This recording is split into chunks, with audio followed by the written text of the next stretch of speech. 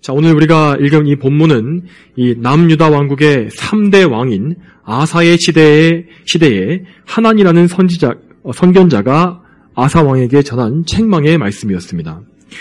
아사는 그의 선대 왕이었던 그의 할아버지 르호보암과 그의 아버지 아비야와는 달리 하나님을 잘 섬기는 올바른 왕이었다고 평가를 받았습니다. 그는 그 통치 초기에 이 남유다 왕국에 가득했던 우상숭배를 철폐하고 대대적인 신앙의 개혁을 행했습니다. 그는 우상숭배를 얼마나 미워했던지 자기 어머니가 아세라 우상을 숭배하는 죄를 범하자 그 어머니까지도 처벌해서 태우의 자리에서 패했을 정도였습니다. 자, 그런 아사 왕도 큰 위기에 빠진 적이 있었습니다. 아사 왕은 즉위한 지 10년째에 에티오피아 왕의 침공을 받았는데 그때 에티오피아 군대는 이 자그마치 100만의 대군과 병거 300대와 수많은 기마병을 끌고 왔다고 그렇게 나와 있습니다. 그렇지만 아사는 그들의 절반에 불과한 군대를 가지고 왕국을 지켜내는 데 성공했으며 단지 가까스로 막아내기만 한 것이 아니라 에티오피아의 이 큰 군대를 단 한 명도 남김없이 전멸시켰다라고 되어 있습니다. 아사가 이렇게 놀라운 일을 행할 수 있었던 것은 하나님께서 그를 친히 도우시며 에티오피아와 그의 대적과 싸워주셨기 때문이었습니다. 역대하 14장 10절을 보게 되면 아사 왕이 에티오피아와의 전쟁을 앞두고서 믿음으로 하나님께 부르짖었음을 알 수가 있습니다. 그는 이렇게 기도했습니다. 여호와시여, 강한 자와 약한 자 사이에서 주님밖에는 도울 리가 없습니다. 여호와 우리 하나님이시여, 우리가 주님만 의지하오니 우리를 도우소서. 우리가 주님의 이름으로 이 많은 무리를 치러왔으니 여호와시여, 주께서는 우리의 하나님이시니 사람이 주님을 이기지 못하게 하소서. 자, 이렇게 아사 왕은 하나님을 찾고 구했으며 그래서 에티오피아의 침략을 격퇴하고 왕국을 굳게 세웠습니다. 그렇게 나라를 지킨 이후에 아사 왕은 온 이스라엘 백성들을 불러 모아서 하나님께 제사를 드리고 그분을 온 마음에 다해 찾기로 다 맹세하게 만들었습니다. 남유다 왕국의 이 모든 백성들은 이 선한 왕을 따라서 하나님만 섬겼기 때문에 이 온 나라에 25년간이나 평화의 시대가 찾아왔다고 합니다. 자, 오늘 본문의 배경은 그 25년의 평화 시기가 끝나고 이 아사 왕의 즉위 36년째가 되던 해였습니다. 자, 그때에 북이스라엘의 바아사 왕이 유다를 치러 와서 성읍을 건축하고 남유다를 봉쇄해서 외부와의 왕래를 막았습니다. 자, 여기에서 북이스라엘 군대의 규모는 나오지 않지만 사실 북이스라엘은 작은 나라였기 때문에 25년 전에 에티오피아의 100만 대군과 비교할 수 없이 적은 수에 불과했을 것입니다. 그렇지만 아사 왕은 25년 전과는 완전히 다른 모습을 보여주었습니다. 그는 하나님께 전혀 의지하지 않았고 아람 왕 베나닷에게 달려갔습니다. 심지어 그는 하나님의 성전, 하나님의 전 창고에서 금과 은을 차출해서 아람 왕에게 조공으로 바치기까지 했습니다. 그렇게 함으로써 아사는 아람이 북이스라엘과의 동맹을 파기하고 북이스라엘을 역으로 공격하게 요청했습니다. 그 결과 아람은 북이스라엘을 공격해서 후퇴하게 만들었고 남유다는 북이스라엘이 도망가면서 남긴 것들을 전리품으로 챙겨서 많은 이익을 취했습니다. 자, 정치적이고 군사적인 면, 이렇게 인간적인 안목에서는 아사 왕의 책략이 대단히 지혜로운 것처럼 보였습니다. 오늘날의 국가 간의 관계에서도 이러한 일들이 비일비재하게 벌어집니다. 다른 나라에게 교활하게 거짓말을 해서 뒤에서 일을 꾸며서 속이고 빼앗는 그런 일들이 오로지 국익을 위한다는 명목하에 아무렇지도 않게 행해지는 것이 이 세상의 법칙입니다. 자, 그렇지만 아사 왕은 자신이 이 세상 왕이 아니라 하나님께서 세우신 왕, 하나님의 권위의 대리자라는 사실을 기억해야 했습니다.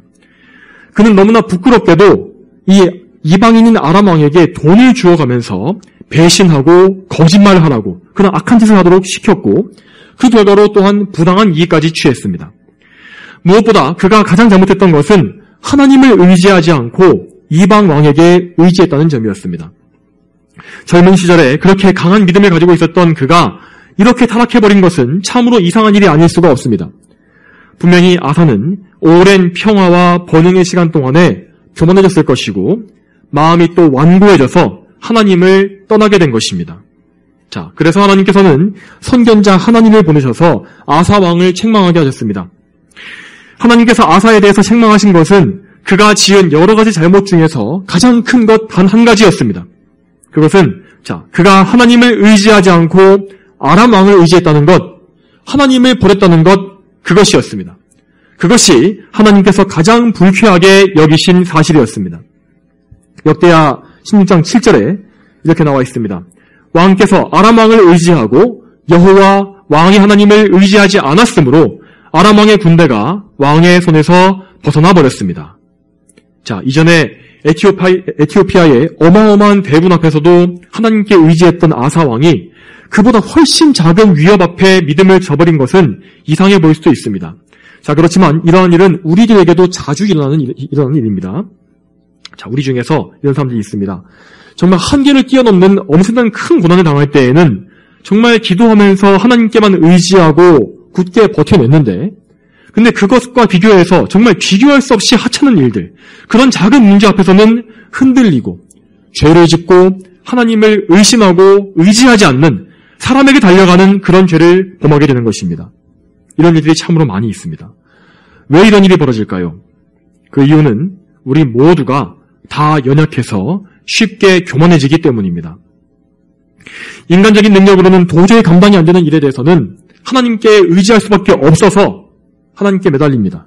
그렇지만 어떻게 뭔가 자기 힘으로 해볼 만하다 싶은 문제를 만나게 되면 하나님께 의지하기보다는 인간적인 방법을 의지하고 세상으로 달려가는 것이 우리의 본성이기 때문입니다.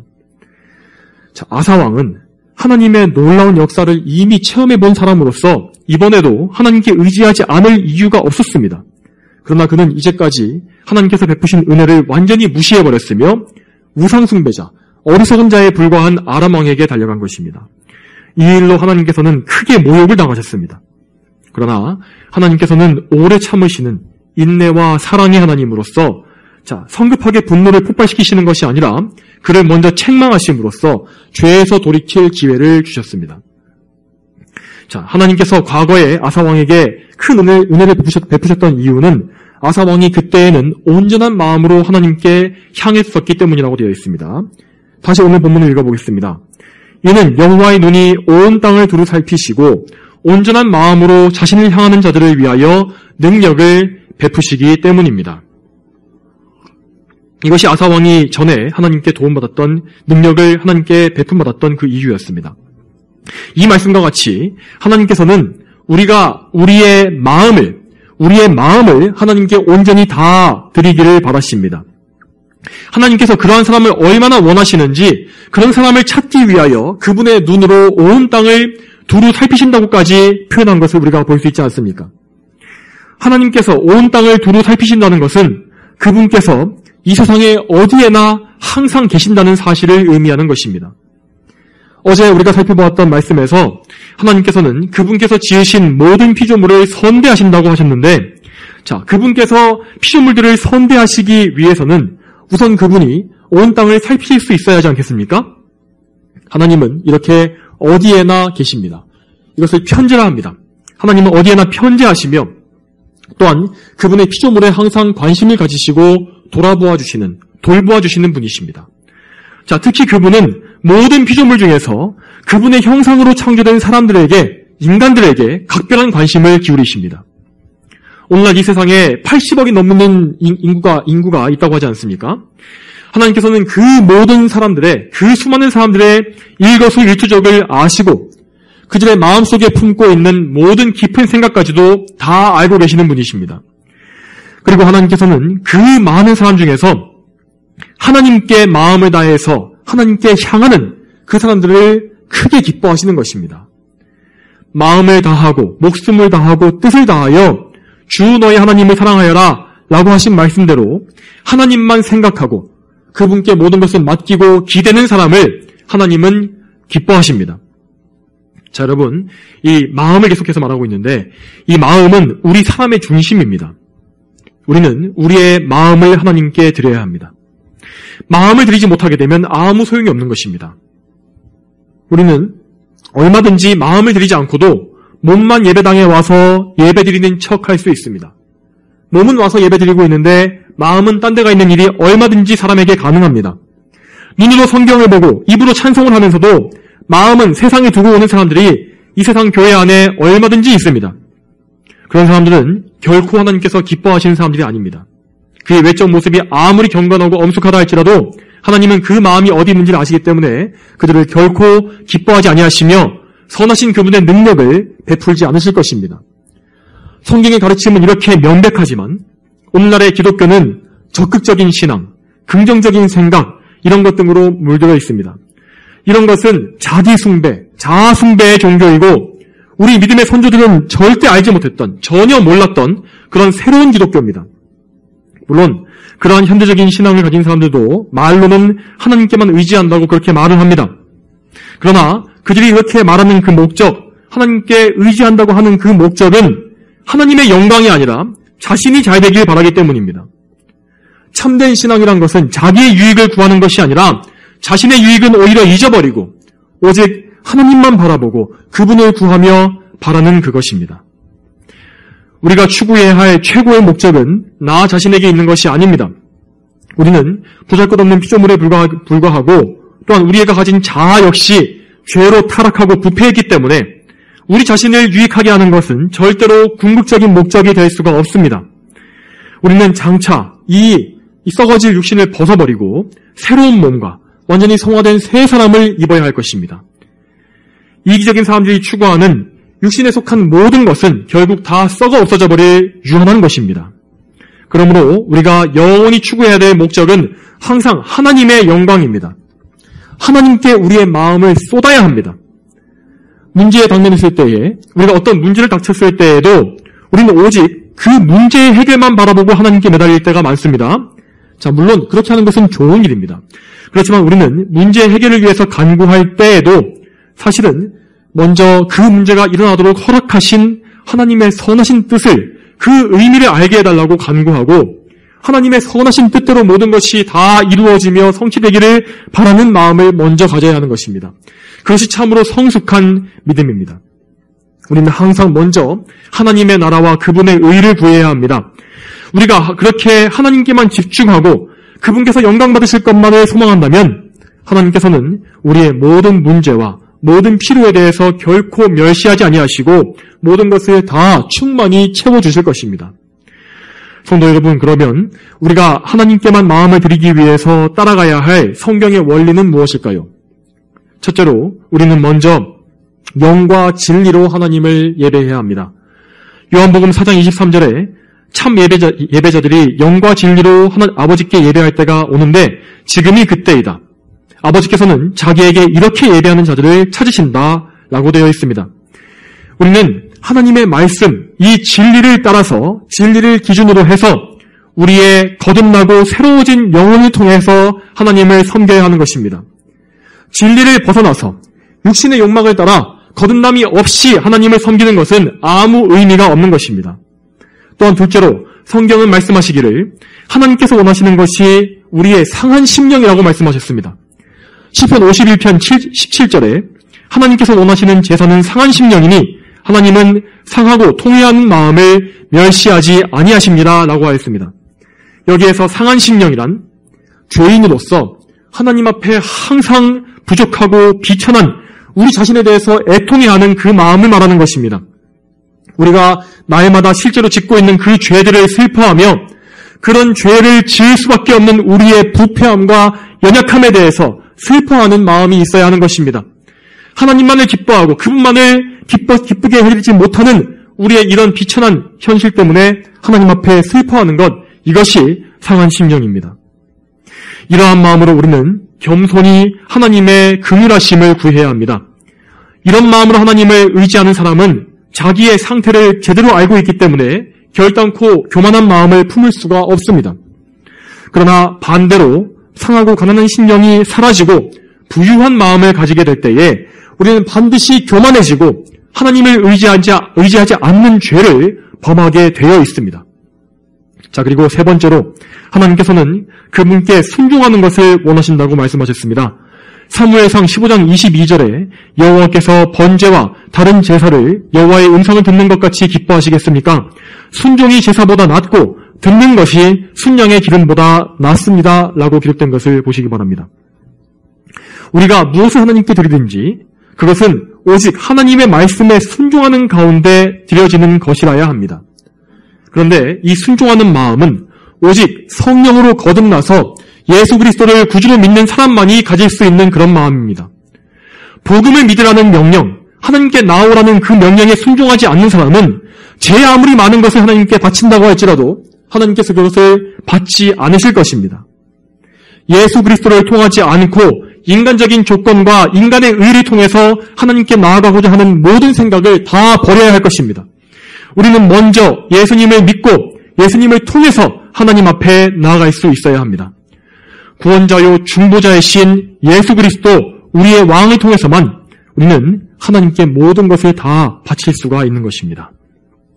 여러분, 우리는 이러한 성경의 원칙을 따라서 하나님께만 의지하고 그분만을 갈망해야 합니다.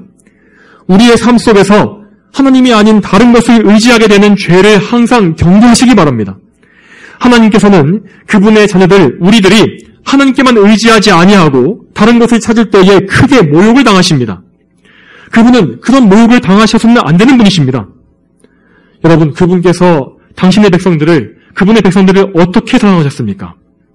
하나님께서는 그분의 백성들에게 능력을 베푸심으로 그분의 사랑을 확증하시는 분이십니다. 하나님은 항상 말로만 사랑하시는 것이 아니라 늘 섭리와 역사하심을 통하여서 그분의 사랑을 확실하게 확인시켜 주시는 분이십니다. 그래서 오늘 본문에 나온 아사의 죄가 더 가중되었던 것입니다. 아사는 분명히 하나님의 기적적인 능력을 체험함으로써 증거를 가지고 있었음에도 불구하고 하나님을 믿지 않았기 때문입니다. 자, 그런데 어떤 사람들은 이 구약시대에 나타난 기적들과 하나님의 역사들, 이 놀라운 계시들을 보면서 잘못된 생각을 할 때가 있습니다. 이런 것입니다. 이 구약시대 사람들이야 놀라운 기적을 눈으로 봤기 때문에 하나님을 믿기 쉬웠을 것이 아닙니까? 저도 그런 기적을 본다면 하나님을 더 쉽게 믿을 수 있을 것입니다. 이런 잘못된 생각을 하는 것입니다. 그렇지만 이런 생각을 하는 사람들은 오히려 성경 속의 옛 신자들이 우리보다 훨씬 더 적은 증거만을 가지고 하나님을 믿어야 했다는 사실을 전혀 모르고 있는 것입니다. 오늘날의 이 신약시대의 교회 안에서 신앙생활하고 있는 우리들은 오히려 눈에 보이는 기적이 아무 필요가 없을 만큼 명백하고 확실한 증거를 손에 쥐고 있습니다. 그 확실한 증거란 바로 예수 그리스도이십니다. 예수 그리스도는 모든 구약 계시의 완성이요 언약과 율법의 성취가 되십니다. 구약의 모든 성도들이 그의 평생에 바라고 바랐지만 실제로 그들이 볼 수는 없었던 그 복음의 영광을 우리는 이 신약 성경을 통해서 날마다 볼 수 있지 않습니까? 그리고 또한 오늘날에는 이 현대 시대에는 이 신약 성경에 대해서 그 의미를 해설해 놓은 정말 수많은 자료들을, 이 풍성한 자료들을 너무나 쉽게 누릴 수 있는 이런 좋은 기회도 우리에게 열려 있지 않습니까? 우리가 그러므로 참으로 거듭나서 복음을 믿은 사람들이라면은 우리는 우리를 향한 하나님의 사랑이 확증된 것을 보고 믿고 있는 것입니다. 예수 그리스도께서 십자가에서 피 흘려 죽으심으로 우리의 구원을 완성하신 이 놀라운 사건은 애굽에 내려진 10가지 재앙이나 홍해가 갈라져버린 이 기적보다 더 놀라운 사건이고, 또한 오늘 본문에서 아사 왕이 체험했었던 에티오피아 100만 대군을 이긴 사건과도 비교할 수 없이 크고 놀라운 일입니다. 그러므로 아사가 직접 체험했던 그 증거가 그의 불신앙의 죄를 더 크게 만들었다면 우리에게는 훨씬 더 할 것입니다. 우리가 예수님을 알면서도 하나님의 사랑을 잊어버리고 그분을 신뢰하지 못한다는 것은 예수님의 십자가를 짓밟고 그분의 뺨을 때리는 것과 같습니다. 하나님께서 그 유일한 아들을 주신 것을 보고도 그분을 전적으로 신뢰하지 못한다면 도대체 그 어떤 것을 보여주어야 우리가 믿게 되겠습니까? 만일 우리가 하나님께 달려가지 않고 다른 곳으로 향하게 된다면 하나님께서는 그분의 놀라운 사랑, 그 질투하시기까지 하시는 정말 그 지극한 사랑으로서 우리를 돌이키기 위해서 모든 것을 하실 것이며, 또한 다시는 우리가 죄에 빠지지 못하게끔 합당한 조치를 취하실 것입니다. 이 조치란 것은 오늘 본문 말씀에서도 나타나 있는데 하나님께서는 아사 왕을 징계하시고 돌이키기 위해서 그의 일생에 전쟁이 있도록 하셨습니다. 실제로 그의 인생에는 이스라엘의 바사 왕과의 정말 두고두고 끊임없는 전쟁이 이어졌다고 합니다. 이와 마찬가지로 하나님을 떠나서 다른 것에 의지하는 사람의 일생에는 늘 평안함이 없고 전쟁과 같은 괴로움이 가득하게 될 것입니다. 영의 안식이 없이 하나님께로 내려부터 오는 그 영적인 양식을 누리는 것이 없이 항상 지치고 괴로울 것입니다. 하나님께서는 그러한 어려움을 주심으로써 그가 다시금 하나님께 돌아오게 하시며 다시는 하나님을 의지하지 않는 불신앙을 가지지 못하도록 만들어 주시는 것입니다. 우리는 이런 고난을 자초해서는 안 될 것입니다. 이런 일이 일어나기 전에 우리가 불신앙에 넘어지기 전에 하나님을 찾고 구하는 것이 지혜로운 것입니다.